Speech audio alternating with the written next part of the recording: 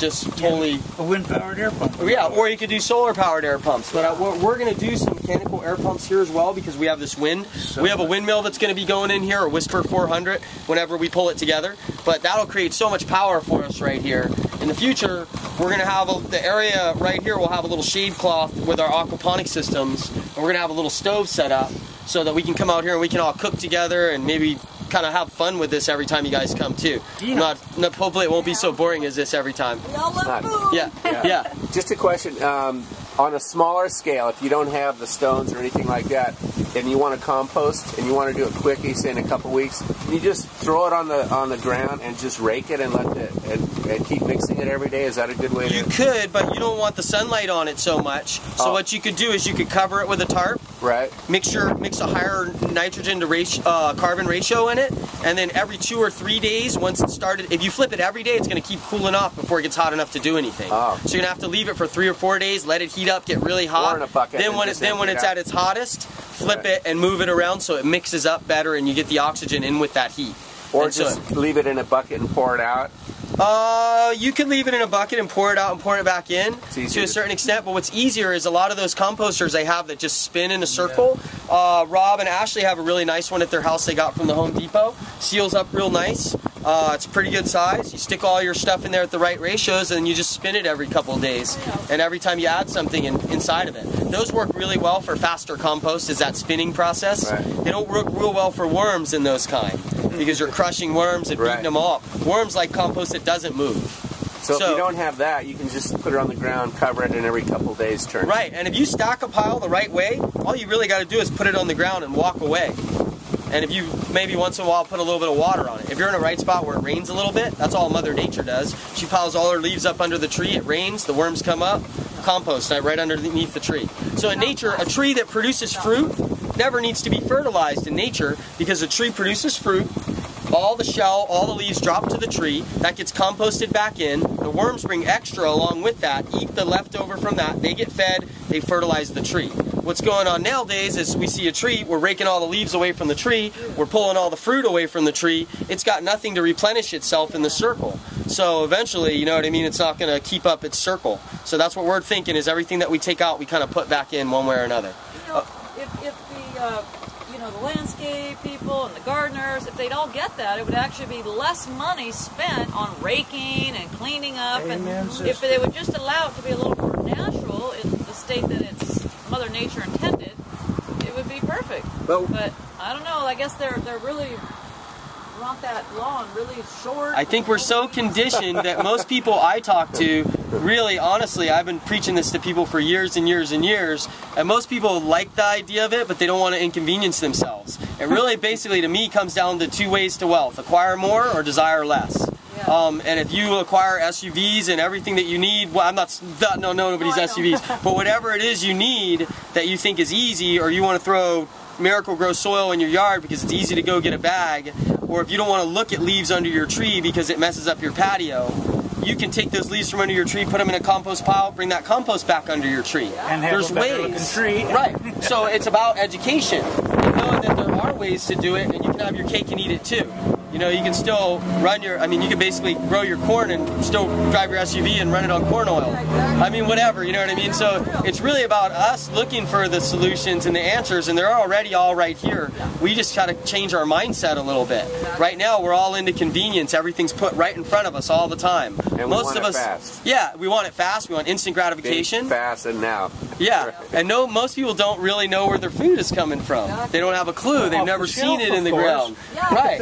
So if we can get an idea literally where our food's coming from the bottom up, that we're actually creating the dirt we're going to grow it in, that we're going to take so much pride. By the time we're eating the vegetables we're pulling out of here, we're all going to feel really good about it. I know that. So many nutrients. And then maybe we're all ambassadors rubbing off on each other and all of our neighbors because we're all seeing, hey, I don't have to use that, or yeah, my leaves are still there under my tree. I didn't haul them all to the dump. Really cool. You guys are on the really beginning of it, the core of it here. This place is going to be beautiful in a few months, like unbelievably so. Right? You can't tell a lot. No, I agree. It is beautiful, and you have to be able to see that. But I just mean, as it grows, And as the aesthetics, the flowers and the fruit trees and everything starts to take hold, and the dirt starts to get really softened up and not just stuck to our feet as mud, and you start to see the changes that take place once the worms start to spread out, you guys are probably going to get the best education out of anybody, because there's going to be a lot of other people that are going to come once it's grown and want to be a part of it.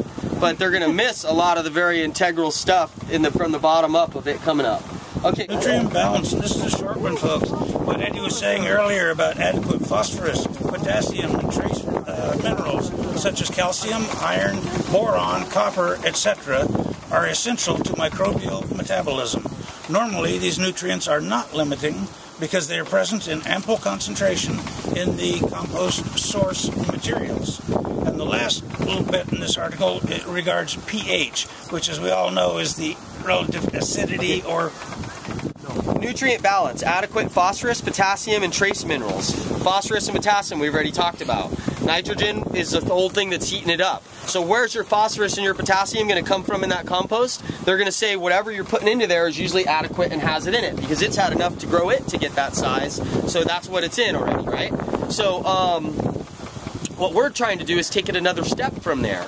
Instead of just throwing random compost of any food scraps or this or that and just looking for nitrogen and phosphorus, we're going to look for trace minerals. We're going to look for phosphorus, and we're going to look for potassium that are present in the plant already. Because when it's present in the plant and it's broken down, it's the easiest for other plants to assimilate it. Rather than us throwing milk in for compost for calcium, we're going to throw a plant that has a lot of calcium in it. It's going to break down and be assimilated a lot easier into the plants.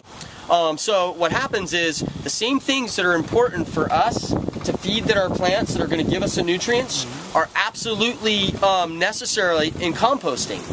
These little microbes, that's their food source. They need their vitamins before they can break the stuff down. So that translates into those vitamins going directly into the plants again. So again, what we're trying to put in our compost, banana leaves, high in potassium, water plants, high in nitrogen, potassium, and phosphorus, calamangai, potassium, and phosphorus. So we're basically trying to make super compost almost by really paying attention to what we put in it, rather than just randomly composting anything. You can have a pile of composted leaves, which is great, it's great compost, but it's not going to be near as superior as something that you put all the right ingredients in and compost it in, and you have a concentrated source of minerals and potassium and phosphorus and nitrogen. So that's what we're coming into mind with, right? A pH between 5.5 and 8.5 is optimal for compost microorganisms. Usually somewhere around 6, something like that. And it's also in our soil here around 6 or 7. 5.5 to 7 is our ideal, adequate acidicness in our soil as well. That's what we have here, or that's what we're after here? That's what we're after right here, and we were pretty low. We were at like 4. But what happens is compost will bring that up right off the bat and balance the pH. And what we're doing with the humic acid and the worms here and the composting, by the time we take a soil sample here again, it's going to probably be through the roof already, just with everything that we have going on here. And every plant that you grow in the ground increases more organic material, which changes the pH. It's just when it sits and everything's been sucked out of it and it's already acidic or alkaline. So what would you say the land raw as empty plot? What would you say that pH would be? I think it was tested as a 4.4. Oh, really? I want to say, on the soil test that I seen in the beginning. Over here when I first came, it was about a 4.4, 4.3, 4.4. Okay. And that's now, I'm about ready to test near those piles over there, but I don't really want to yet. I want things to spread out a little further and get a lot more plant material in. Bacteria and fungi digest organic matter. They release organic acids in the early stages of composting. These acids often accumulate. The resulting drop in pH encourages the growth of fungus to break down the lignin and cellulose.